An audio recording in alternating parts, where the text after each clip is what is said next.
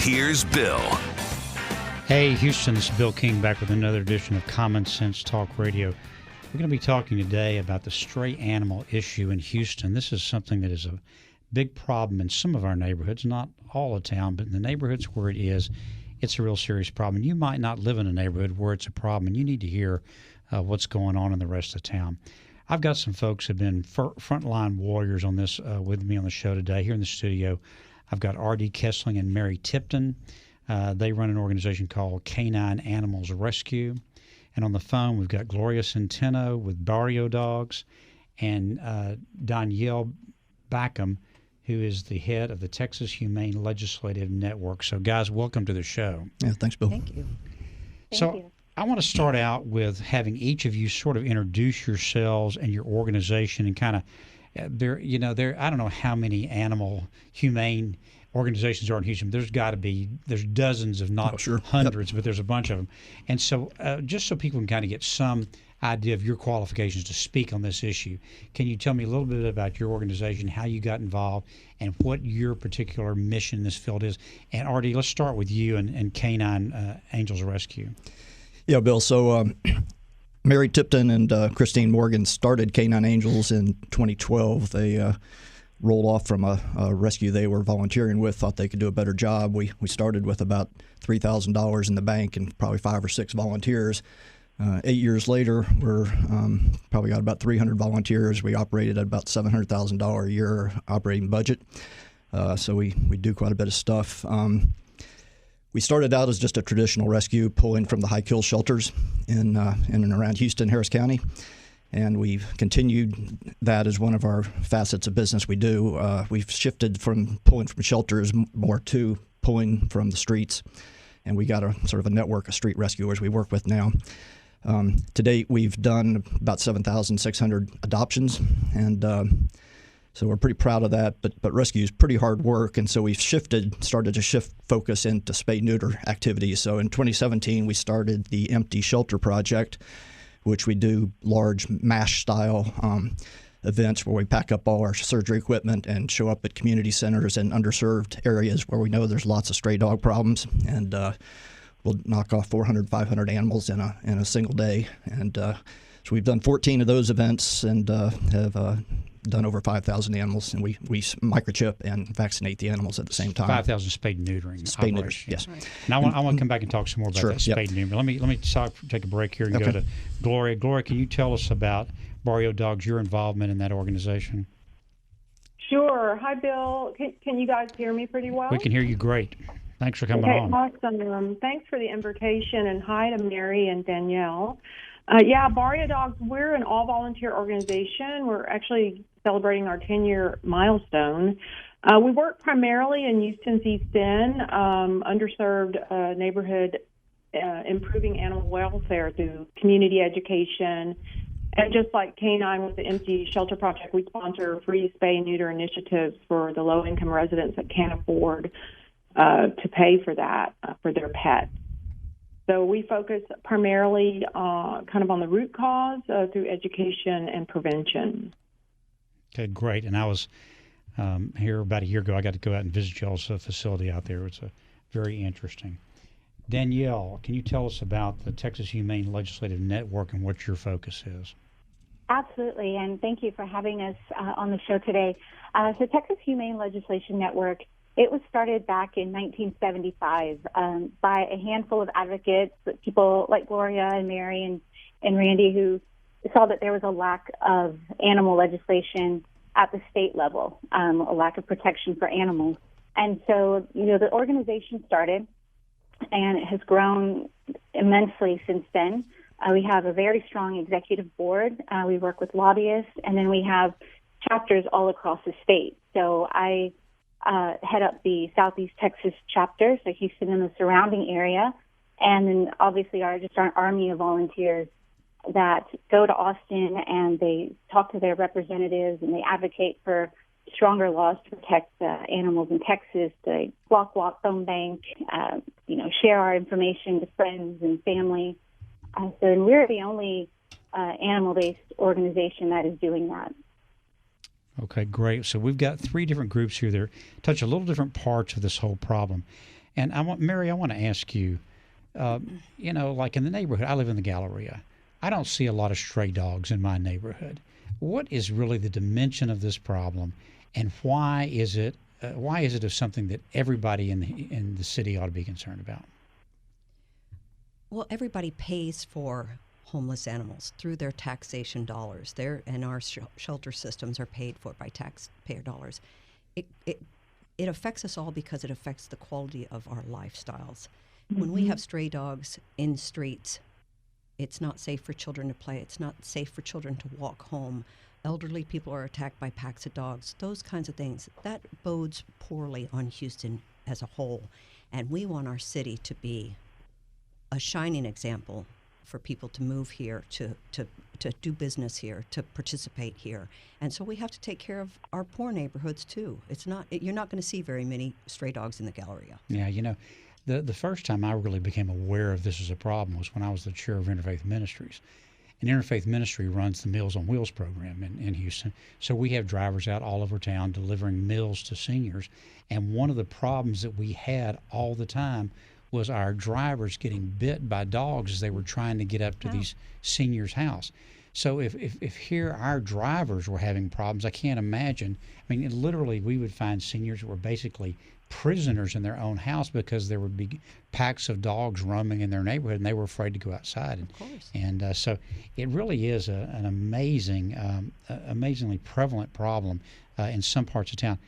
I've heard all kinds of wild estimates about how many there are, up to 1 million stray animals. What do you think about that, Mary? That is so hard to tell because Houston PetSet has done some studies in the past years, but I'm not sure if anybody ever came to a conclusive number because dogs and cats are so transient, and cats stay hidden. So we've got to include those numbers in homeless animals.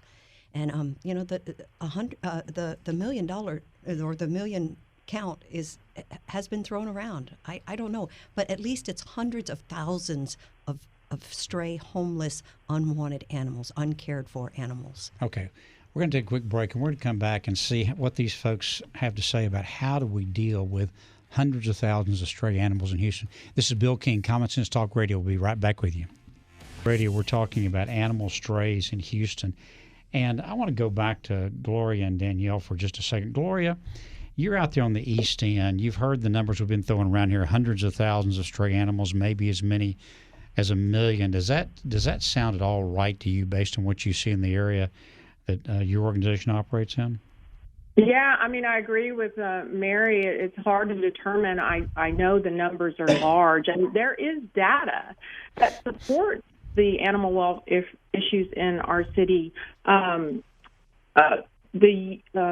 Kinder Institute and UT Health, they've done studies that support that the residents indicate that the animal welfare and stray animals impact the safety, health, and quality of life, even ranking higher than air quality and even crime. So it's a big issue. And Danielle, do all those numbers sound reasonable from the research that your organization has done? Definitely at a statewide level, the issue of stray animals in communities, it is a statewide problem across Texas. When you drill down to it, location by location, of course, it's, maybe the causes are a little bit different here and there of, what's causing so many strays in this particular area. And that's one thing that we encourage people is to just, continue to reach out to your local leadership, to your city council members, and make them know that it is an important issue, and try to find solutions, compatible to your area that can really help alleviate those numbers. And Gloria, I was looking at y'all's website, and you had some numbers on there about how many puppies and kittens one female cat or dog can reproduce. Do you have those numbers off the top of your head? Well, I know one unaltered female can produce like 60,000. Mm-hmm. I mean, it's just staggering, and that's why it's just so important to focus on the prevention side. Not only Barrio Dogs, but we have a sister organization called Unity for a Solution, where we try to do this on a citywide level, where we work on spay and neuter and get into these underserved communities and educate the residents. I really feel that's going to be, that's one of the big solutions to getting to this big problem. Well, it seems like to me what you always hear about are adoptions. We're constantly advertising for adoptions, and people are talking about their adopted dog. But with these kind of numbers, RD, can we ever adopt our way out of this problem? Oh, absolutely not. And as Mary said, we'll work really, really hard, a lot of people in our organization, to do a 25 adoption weekend, which is a good number of dogs for a little rescue group. And 2 pit bulls having puppies can, wipe that out in, 1 litter, 2 litters. And so it's, the spay-neuter is the only solution to get ahead of this. And I think, the other thing that it supports that is you look at the numbers of dogs coming in and out of our big shelters. It just stays the same. They're moving a lot of dogs around, but they just keep coming back. So share with the audience some of those numbers you were telling me about before the show. Yeah, so I pulled up some numbers from they're called Silmar records, and I looked at Bark for a couple of years. So starting in about 2015, their intake numbers really started jumping up. Total dogs and cats was about 26,000. They brought in for 1 year. 26,000 for 1 year. For 1 year. And by the way, just tell everybody who Bark is for a second. Bark, sorry, that's the Bureau of Animal Regulation and Control. That's the City of Houston. Big City of Houston shelter. Yeah. So they've been holding steady around 26,000 animals intake every year and moving out as many as they can, and obviously euthanizing some. Both of our big shelters, Harris County Animal Shelter and Bark, are doing much better with their euthanasia rates. So those numbers definitely support that we're not getting ahead of the game. They're not changed. Another little, just in November of last year, the ASPCA put on a mega adoption event down at George R. Brown, and they invited all the small local shelters all to come around. They had thousands and thousands of dogs. Very successful event. Bark pretty much emptied all the dogs out of their shelter. And I saw one of the Bark vet techs on Wednesday of the week after the adoption event, and she said they were already filled up again. Yeah. Well, I mean, if let's say 25,000 a year, my math is right here. It'd take us 40 years to do 1 million stray animals, assuming they were not breeding. Nobody had kind of a geometric progression. Right. Mary, right. you were telling me that that since the pandemic has started, that there's actually been less adoption and pickup going on. Is that right? In Bark? Well, yeah. Well, I know I have people calling me all the time and saying that they can't get you have to have an appointment to turn in a dog at Bark now, and it's virtually impossible to get an appointment. And so people are falling back to small 501c3 rescue groups like Canine Angels Rescue and saying, "Can you help me with these animals?" Just in the last 2 days, I've taken in 25 animals. I'm not a shelter. I don't have the facility, and I'm privately funded. So we're doing the city's job here because there was just an article this past week on there's a 20% increase in animals abandoned in the city of Houston since this COVID started because they cannot get into the shelter to turn in a dog that they found, or if they're sick with COVID or they've lost their job and they need to relinquish their animal, the city's not accepting them. It's just one more disruption from the pandemic. One more disruption for the animals, too. Well, if we can't adopt our way out of this, what's the solution, RD? Well, clearly the solution is spay-neuter at a much larger rate than what we're able to do it at right now. There are Agreed. Yeah. There are several organizations that are high volume spay-neuter shops in and around the Houston area. There's Emancipet, the Humane Alliance, Texas Litter Control. Cause, yeah. So but they're operating at capacity, and one of the things that's really restricting our capacity right now is the availability of enough skilled high volume vets. We're all sort of competing for the same vet pool. So I'm a numbers guy. Give me some idea. How many spay neutering do you think we do in the Greater Houston area per year? You have any idea? I think the big ones probably are doing about 8,000 or 9,000 each a year, and we're knocking off between our clinic and our Empty Shelter Project events. We're knocking off probably about 4,000 a year. So, maybe 30 to 35,000 a year. That's really pulled out of the air. Gloria, does that sound about right for you? The total number of spay neuter? I know that's something you all are involved in. No, I totally agree with them. I mean, the numbers are staggering. It's already, I think Danielle, Mary, everybody will agree it's been bad in the past, but now due to COVID, we're seeing an increase on the streets. We're getting more calls about they can't keep because they lost their job or they have to move. And, the shelters are, just busting at the seams. So the bottom line is there are just too many animals for all of us to care for properly and to find homes here in Houston. So we have got to work harder on the prevention side, which is what, Empty the Shelter Project's doing, Big Fix Houston. So we need a spay-a-thon. Remember that, Mary? We've actually kicked around that idea. COVID shut down a lot of things, yep. so we're still doing it on a small scale at our clinic. But yeah, COVID has hurt that. Yeah. Hopefully, one of these days we'll go back to normal. Danielle, your organization, do they see spade and neutering as maybe the sort of silver bullet solution here? Is that something you guys have been involved in? THLN, we absolutely support spay and neuter initiatives and programs, and definitely when the Empty Shelter Project's going on, I know I make a post to all of our volunteers to roll up their sleeves and get in there. When it's time for Big Fix Houston, same thing. We put out the call to have people come and help. And I think one thing kind of goes hand in hand with that is, and it's a very strong component, I think, of all of our organizations, is educating the community on why spay and neuter is important, and letting them know where the resources are, how to get to those resources. You go to a lot of these neighborhoods where it's very desperately needed and wanted. They're incredibly grateful when we come in and we're able to provide free services for their animals, but a lot of times you really have to get that information to them because they just don't know where to go to find it.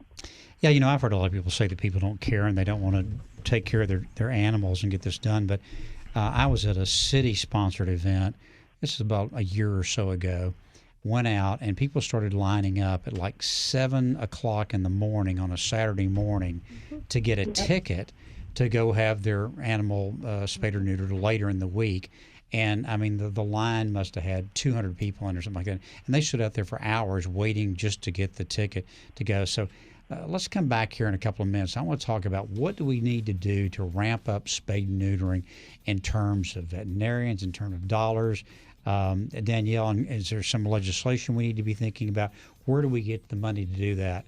It always comes down to the dollars at the end of the day, right? So this is Bill King with Common Sense Talk Radio. We'll be right back with all these folks working on the stray animal problem in Houston. How can Houston do better if that's something that we would move forward with? Yeah, I've always had a little heartburn with the mandatory requirements, but not because of the property issues, but just because at least just from talking to people, especially back during the campaign, I mean, everybody wanted to get it done. It was a question of having a place to go do it and having the ability to pay for it. I mean, like I said, there were a couple hundred people standing at 7 o'clock on a Saturday morning. I mean, I think they're there. I just wonder, Danielle, would it make sense for us to, in the next session, to try to put together something, number one, to ask for some funding for this at the state level, grants that cities and counties can apply for just for spade and neutering? And secondly, has anything ever come up about this issue about the regulatory issues around veterinarians? Can we get technicians licensed? Can we get some way to get around sort of the shortage of veterinarians? And many who, by the way, I've talked to are not interested in doing this. So do you think there's any chance we could work at the state level to get some of those barriers knocked down? That's definitely so. The veterinary issue I have not heard come up very much. This is something that I can definitely take to our executive board and see if there's more discussion around that and what that could look like. And, we do consult, with veterinarians, and we put together our legislation, and we do ask for their support on certain pieces. And, it's something that we do need in Texas. We do need more veterinarians in general, but even, like Randy was saying, being able to bring in veterinarians from other states. But that's a great point, and I'm happy to take it up to our executive board and, again, see what kind of discussions have been had at that level. I just wonder if we couldn't have some technique, especially on the neutering. I know the spade is a little more complicated surgery, but the neutering is a fairly simple procedure, and it just seems like to me we ought to be able to train I said mentioned you earlier about half the time I go to the doctor these days, I see a physician's assistant to do something, give me shots, all kinds of stuff. It seems like if it's good enough for me, it ought to be good enough for the animals. For sure. And I wonder, and I don't guess there's any kind of certification of that kind of technician in Texas that you're aware of? No, I haven't heard. You basically have vets and you have vet techs, and vet techs currently aren't Even licensed. licensed to be able to do surgeries. Yeah, I guess if you were having these big events that you guys put on, you'd want to have veterinarians there, but you don't need necessarily have a veterinarian doing every single neutering. It would seem like to me that would sort of be a way to ramp it up. Yeah, I mean, we'll usually do, if we do 500 animals, we'll do about 250 cats, of which about half of those are male cats, and a male cat neuter is a very, very simple procedure. Some of these good cat vets, they can knock those things out in about a minute each. Really? Yeah. Wow. Mm-hmm. And so, I mean, I could see a situation where you could have a table lined up with 10 technicians just lopping them off and moving them on. So, I want to say something about the regulation and law. I don't like a lot of law. I really don't. But what you said is most people want to get their dogs and cats neutered. Most people do, but it's the 10% that don't that are the problem. It's always that 10% that leave us in a lurch, and with too many animals. And Danielle and I have talked a little bit that rescue is only as successful as the law that backs us to be able to do this. And when people just keep having all these puppies, and if this bill or this sundowner thing, Danielle, that y'all are working on, if this thing doesn't get passed or if it gets repealed, people can breed again indiscriminately, and that just kills rescue. And we'll have all these unaltered animals again. So I do like a little bit of regulation until we get this under control. Danielle, can you speak to that breeder issue for a second? We got about a half minute before we got to go to a break. I'm sorry, was that? Yeah, Danielle, could you just the breeder issue just real quickly? Yes, and I can go into it more next segment as well. But in 2011, Texas Humane Legislation Network passed the Texas Dog and Cat Breeder Act to regulate conditions in large-scale animal breeding facilities. What is happening right now, and we are not in session, but the Sunset Commission is reviewing the Texas Department of Licensing and Regulation agency to see which parts of that they plan to keep, which parts they feel can be taken away. And so right now, the Breeder Act is at risk of being eliminated in Texas. Oh, wow. Okay. All right, we're going to take a quick break. This is Bill King, Common Sense Talk Radio. We're going to be back with these folks in just a second, and I'm going to be asking them what you can do to help out with this problem, and I'm sure they have a long list of things for you to do. It's Bill King, Common Sense Talk Radio. We'll be right back on AM 950.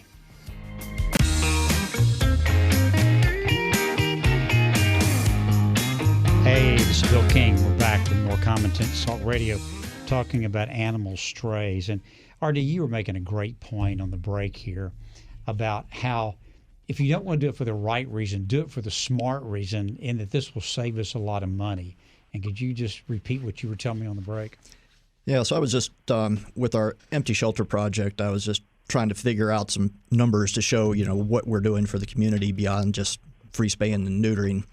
And so I've got some conservative estimates of every animal we spay or neuter, how many of those offspring it would have, and you get that number of total offspring, just first generation, and I say 50% of those are likely to end up going through our shelter system at about $170 a pop. And so that total over just the 3 years we've done our empty shelter projects, about $2.3 million of taxpayer savings.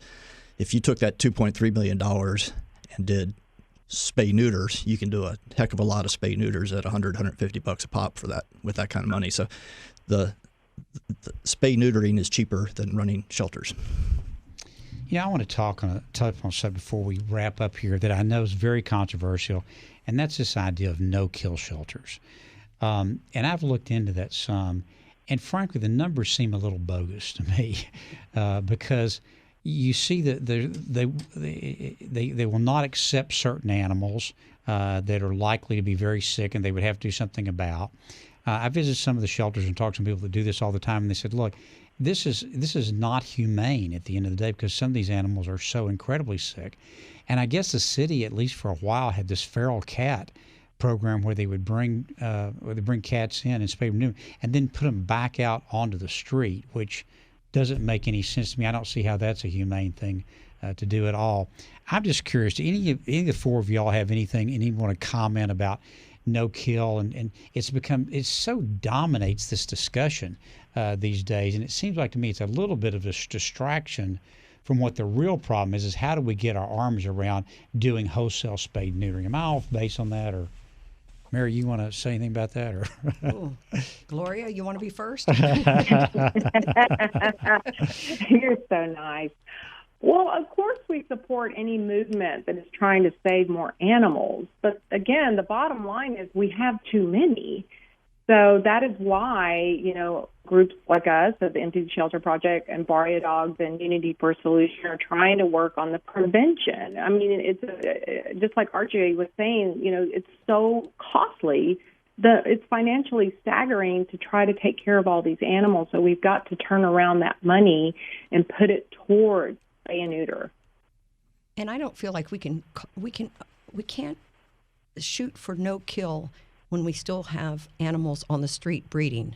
It just doesn't make any sense to me. We have to figure out what are we going to do with these animals on the street, whether it's we stomach the idea that we're going to spay and neuter these street dogs and put them back and allow the street feeders to continue feeding them, but they're not going to produce anymore. They get to live out their life on the street and continue what they're doing without having babies. Is that part of a solution to get to no kill? But when you say that in public, people turn crazy.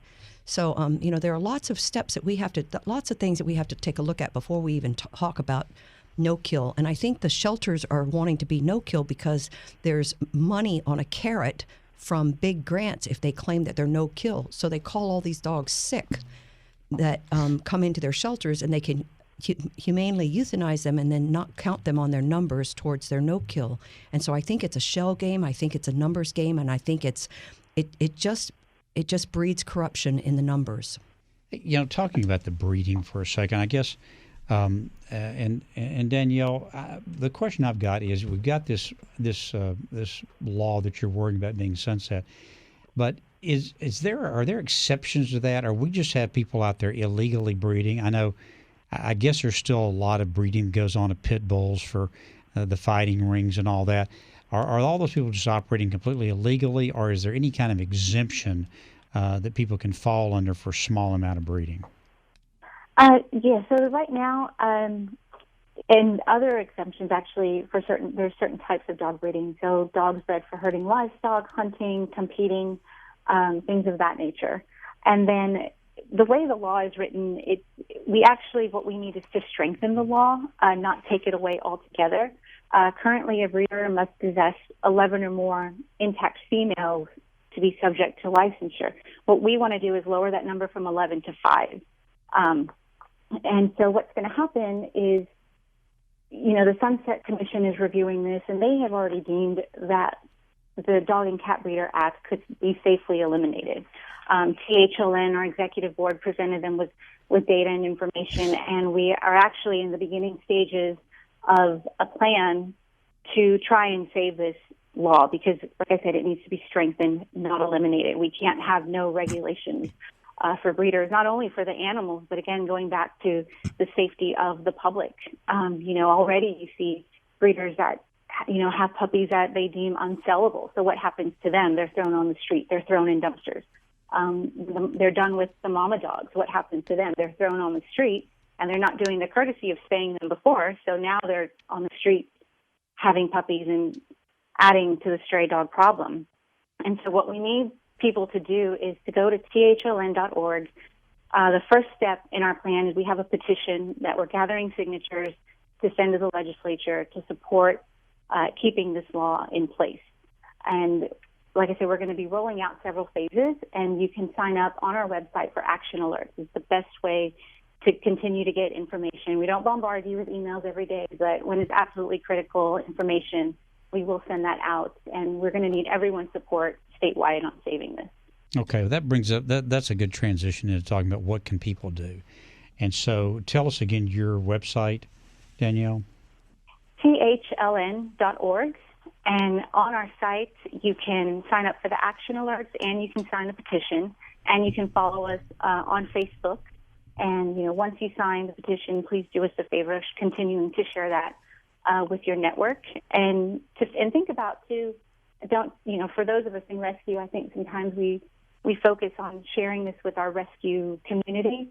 But I had a conversation with a woman one time, and she said to me, I don't do rescue or volunteer or fostering, but I love animals and I love advocating. So this is why I'm going to support you. So think about the people, outside of that network as well. Great. Gloria, what can people do to help this problem in your organization specifically? Well, definitely more financial support. Unfortunately, we're seeing an increase in need, but due to COVID, we're getting less funding, and our funds go directly to spay and neuter programs and our community education efforts. But I agree with Danielle. We need to ask people to advocate more. I mean, we really need to get to the top level with Texas Humane Legislation Network and make sure that the puppy mills and all these important bills get passed to improve animal welfare. RD? I think from Canine Angels, the Empty Shelter Project perspective, it's, like they said, it's we always looking for volunteers. Especially when we have our large events, which unfortunately we likely won't have another one this year. We're looking ways to continue keeping those volumes up, however. But also, donate. I mean, we're all volunteer, nonprofit, and every dollar we spend is a dollar donated to us. So. And I also want to just put into play for PetSet, which is an umbrella organization that raises money and funds a lot of different organizations, which I've been involved in, and I know you all are very familiar with as well. Well, listen, I really appreciate you guys coming in today and doing this. I don't think that there's an awareness in a lot of parts of town about this, and I sort of got acquainted with the problem really in the 2015 campaign, and then through Interfaith Ministries and getting out in these neighborhoods. And if you drive through these neighborhoods, the number of stray animals that are roaming the streets really is just sort of staggering. And of course, we hear these terrible incidents from time to time where somebody, frequently a child, is attacked by it. So this is not just people that care about animals. If you care about the community, if you care about public health, if you care about seniors, if you care about children walking back and forth to school, this is an issue that you really need to be involved in, and you guys are doing yeoman's work on this, and I congratulate you for everything you've done. All right, we have to wrap it up, folks. It seems like this hour gets by so fast every week. Next week, we're going to be having Patrick Jankowski from the Greater Houston Partnership talking about the future of Houston's economy with the oil prices down in the pandemic. Be sure and join us back here next week at 2 o'clock on Saturday, KPRC, AM 950 or Facebook Live for another edition of Common Sense Talk Radio, because folks, the problem is common sense is not all that common.